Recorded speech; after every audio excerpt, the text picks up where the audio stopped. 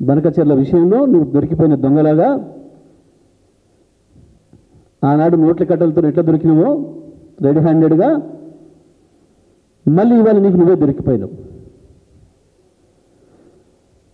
అవాళ నిన్ను పట్టుకుంది నోట్ల కట్టలతో తెలంగాణ పోలీసులు, ఇవాళ నిన్ను బయట పెట్టింది నీ ఆంధ్ర మిత్రులు. ఇవాళ నీ దొంగతనాన్ని బయట పెట్టింది దోసుకుపోయిన వాళ్ళు. ఇవో తెలంగాణ నుంచి మేము ఇది దోసుకొచ్చినాం, రేవంత్ రెడ్డి మాకు సంతకం పెట్టిండు అని చెప్పి చూపించింది నీ మిత్రులు. ఎందుకు మాట్లాడలే ఇప్పటివరకు ఒక్క నిమిషం దానిపైన? ఆంధ్రప్రదేశ్ మంత్రి చెప్పింది అబద్ధమనో, ఆంధ్రప్రదేశ్ ముఖ్యమంత్రి మాట్లాడింది అబద్ధమనో, కేంద్ర ప్రభుత్వం స్వయంగా చెప్పింది అబద్ధం, నేను పెట్టలేదు సంతకం, నేను ఎజెండాలో లేదు, ఎందుకు మాట్లాడతలేవు? ఇప్పుడు మీరు కూడా చూశారు మీడియా మిత్రులు అడిగితేనే చెప్పిండు ఎజెండాలు లేని నుంచి ఎట్లా మాట్లాడతామయ్యా మేము, నువ్వే బనకచెర్ల గురించి చెడుతున్నావు నన్ను, ఎజెండాలే లేనప్పుడు నేను వద్దని చెప్తానా? ఇది కదా నువ్వు మాట్లాడింది.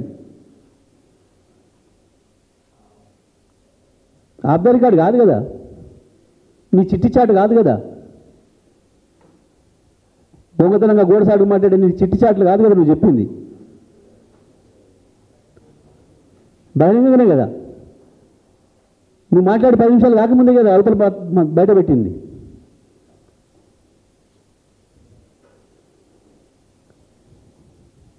నీ నీచ రాజకీయాల కొరకు, తుచ్చ డబ్బు సంపాదన కొరకు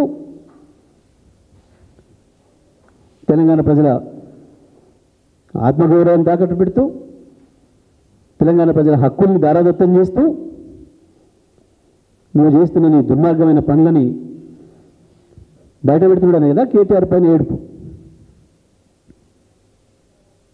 కేసీఆర్ పైన ఏడుపు.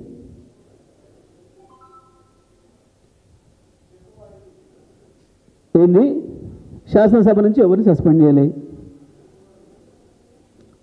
ఒక పూటకో ఒక రోజుకో కాదు కదా, మొత్తం సెషన్కే కదా నువ్వు చేసింది.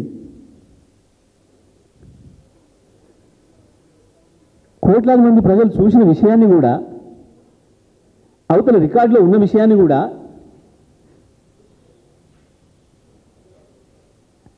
నేను ఒక అబద్ధం చెప్పి దాటేస్తా, నేను హితవచనాలు చెప్తా,